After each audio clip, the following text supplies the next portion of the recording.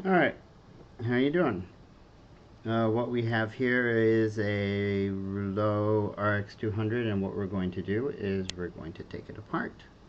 We're going to do a complete disassembly, the purpose of which is to install a DNA 200 chip, which is what I'm going to be doing with this mod. But this could also be useful just, for you to understand overall the anatomy of this, and say if you want to just take off the faceplate or upgrade the wiring, which is a little bit flimsy as it comes from the factory. So we take the battery cover off. Oh, the tools that you will need. You'll need a screwdriver. You will need a Torx driver, and that's, you won't even focus. That's pretty much about as small as they come. So I don't know the exact Torx number off the top of my head, but yeah, it's very small. Needle nose tweezers and pliers just in case. Alright, where were we? We pull the batteries and set those aside. Okay, and we are now looking at the battery tray. So what we're going to do first is we're going to go for these 4 bottom screws first. Alright, so let me just get this so we don't have some place to put screws in. And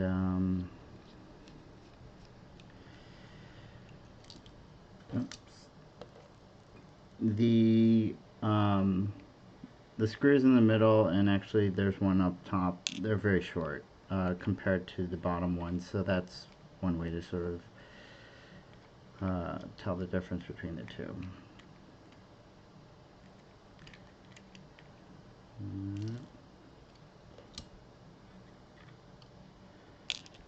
And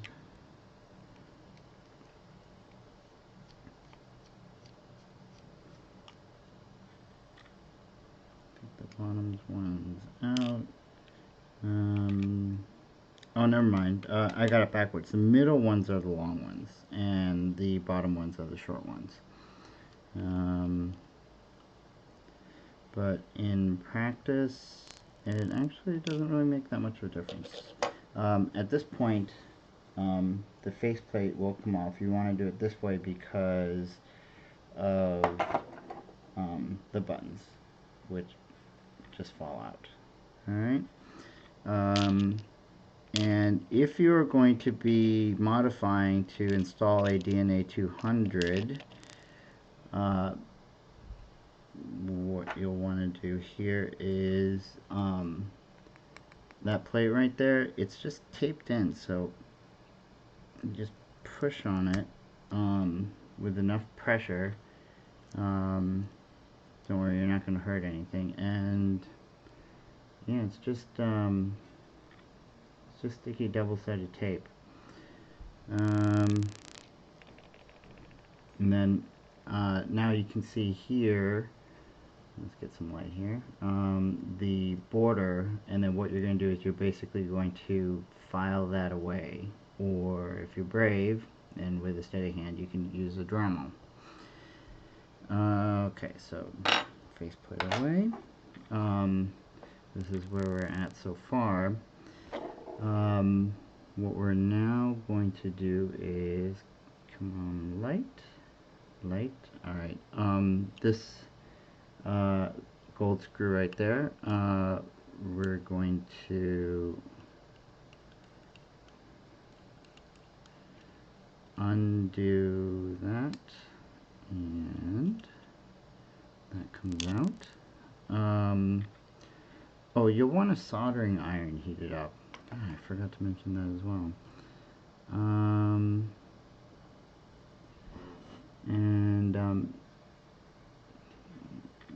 has to be the worst webcam ever. These two wires here, what we're going to do is we're going to disconnect them by unsoldering them, and this is where the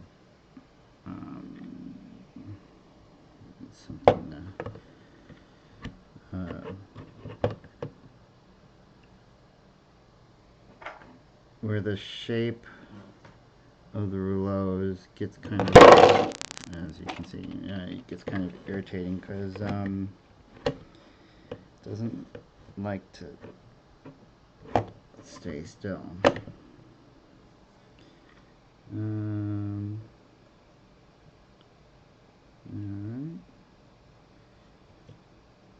That's one.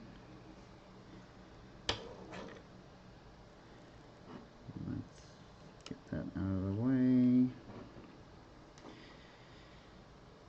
And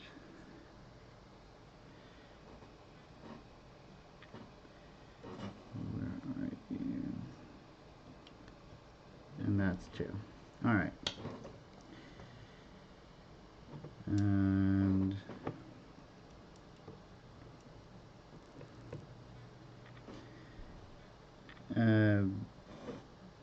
what I'm going to do here is I'm also going to remove or unsolder the positive battery lead because I'm taking this board out and I'm not going to be reinstalling it. Obviously, if you're taking this apart, you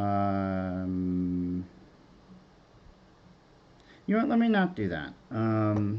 Just in case you are disassembling your own RX200 because you want to do a wrap on it and then you're going to reinstall it, there's unsoldering this is not necessary.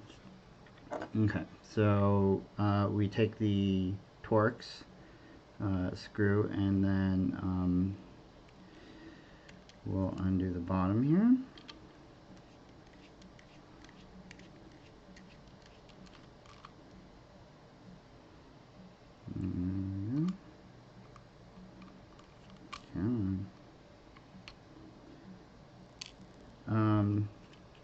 We'll go ahead and we'll do the one on top as well, just while we're at it. Alright, and we will not need this Torx driver anymore. Inside the sled, we've now removed the four bottom ones. There is a fifth one up top there. I think you can see that better. That one right there. So let's undo that one.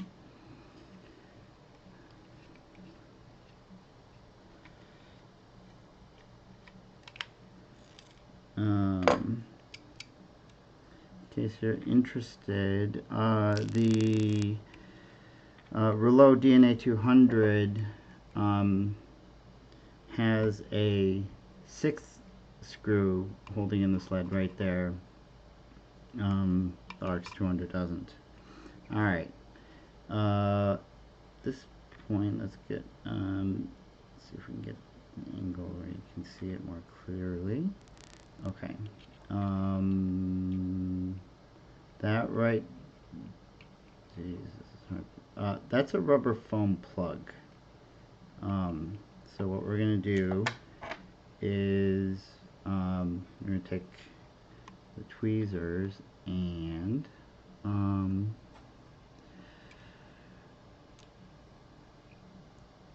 we're just going to remove that plug. And it's a foam plug with double-sided sticky tape on one end, and that's it. And then you can see that it reveals a gold screw. And that is the ground strap. Basically the negative end of the battery connects to the entire mod through that one screw. So if you're having, there are some people who have wonky power issues, or things are just kind of going weird or not performing the way they should. This is always a good starting place to check. Pull out that thing and make sure that that screw is tight. Here we're undoing it. Come on. Yeah, that's just going to come out with a sled. Alright, now the entire battery sled at this point is unscrewed. So it's in there pretty tight, so we're going to sort of wiggle it.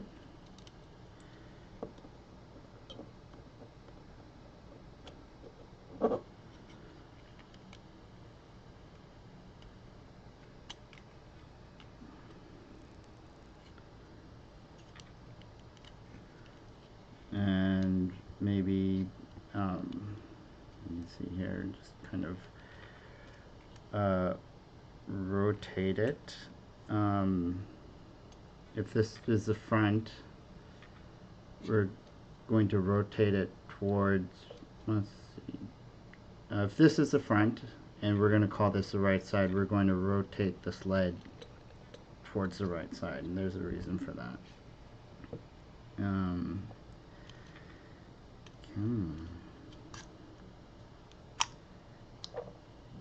I'll just pull away at the top.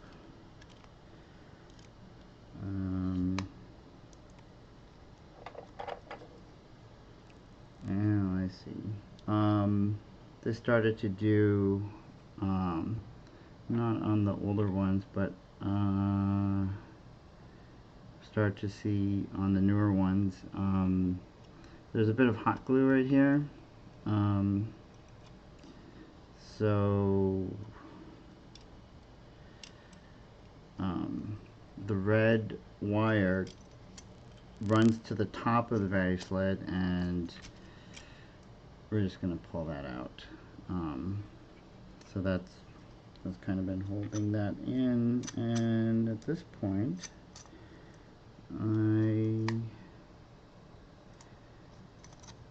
it's not that easy to see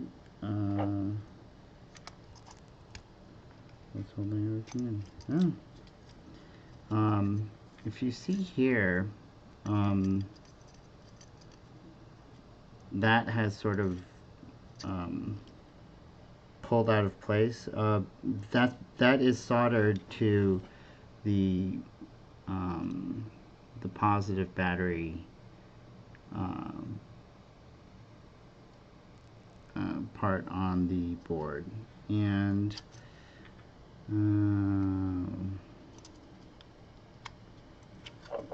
alright, there we go. Just twisted, finally twisted it, okay, and then this may not be that easy to see, but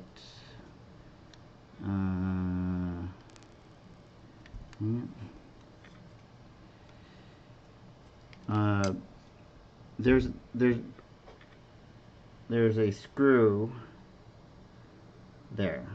There it is. That silver screw right there. And what we're going to do is we're going to unscrew that.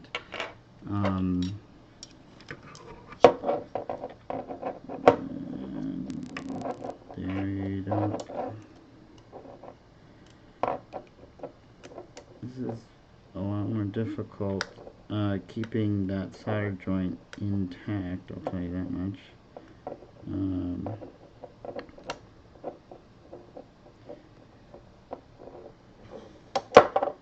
Alright. And there we go. Let's get that. It's a very small silver screw, and put that away. That's the lid to the bottom of the battery sled. This spring is for that part right there. Okay, you don't want to lose that.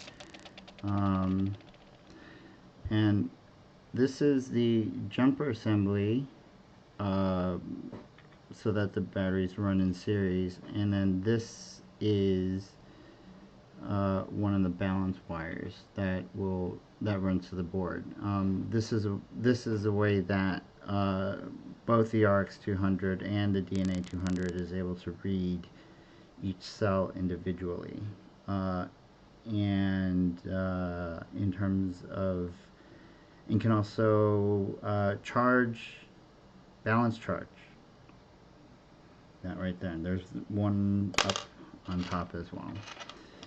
And put that aside as well. Let me get rid of that.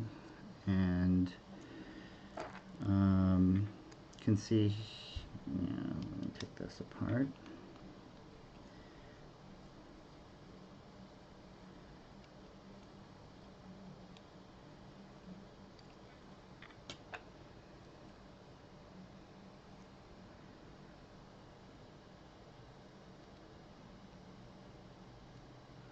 I get that little silver screw out and top, and remove these screws. Okay. There's a little sticker that's holding that, and again here, this jumps from positive to negative, and then this is a balance lead that runs to the board. Okay. So, you know, in terms of the argument of does the RX200 balance charge through USB, it's most certainly capable of, it's wired to, because it has the balance leads in between each cell.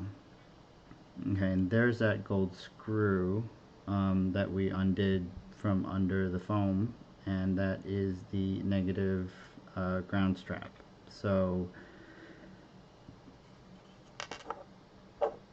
the positive end of the battery series is right there and is soldered to the board. Then we run the 3 cells in series, and then the negative part ends here and is grounded right there. Alright. Here we have the 510 connector, which is, how do I put it? It's a piece of shit. This one's not bad. There's still some spring to it, but if you use it with tanks or, you know, any devices that have long, an example.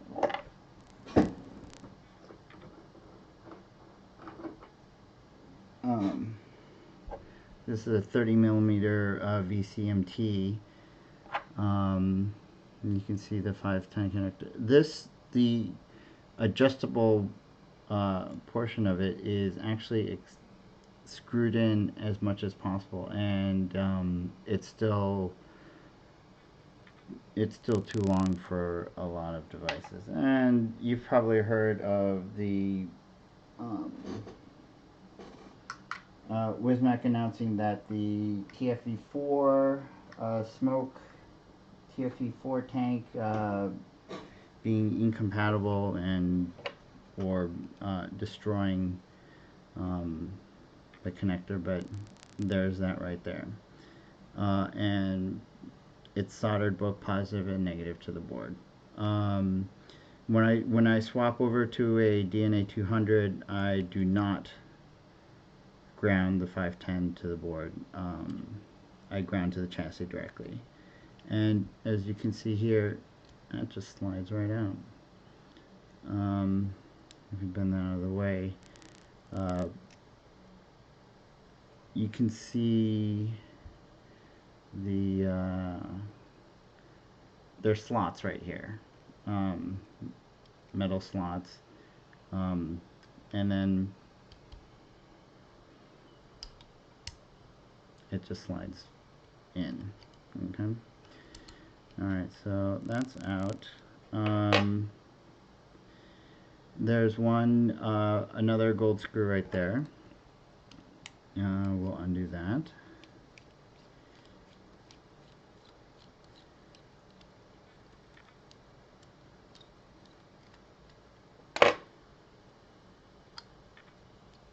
And we can now work the board out. And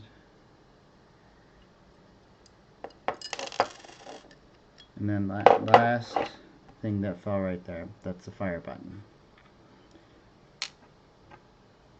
There's a board.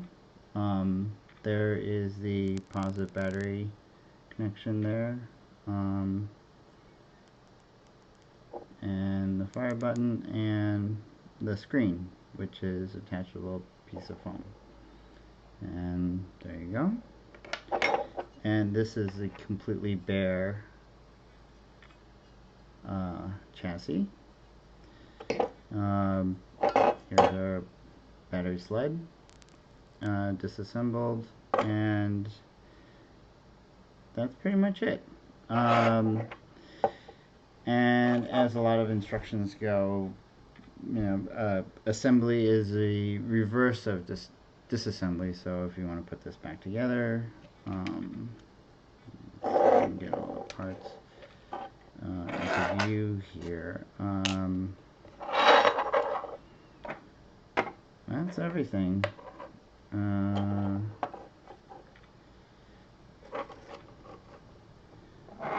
That's the entire mod.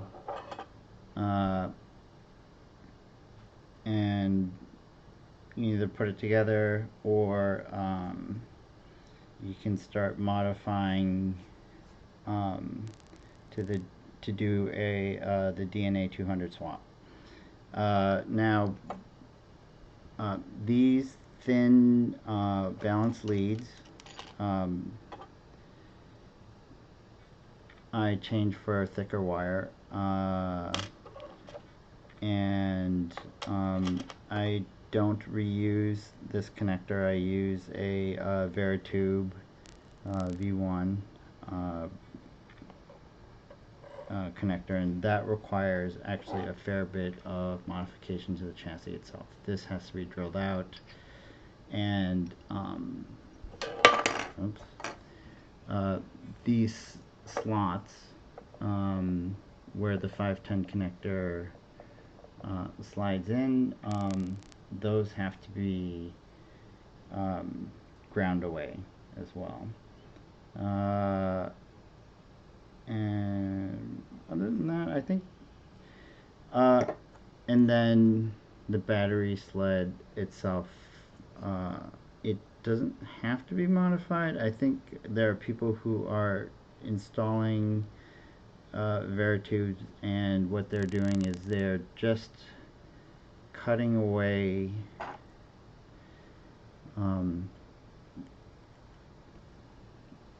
there we go. They're just cutting away this area here to make clearance for the Veritube. That's it just sticks down a lot.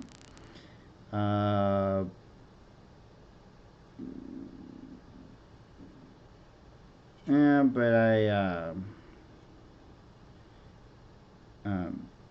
I do a lot more because just sticking this thing back in and out again is a pain in the butt. So in the next video, I'll show those modifications I do. Alright, thank you for watching, and I hope you found this helpful.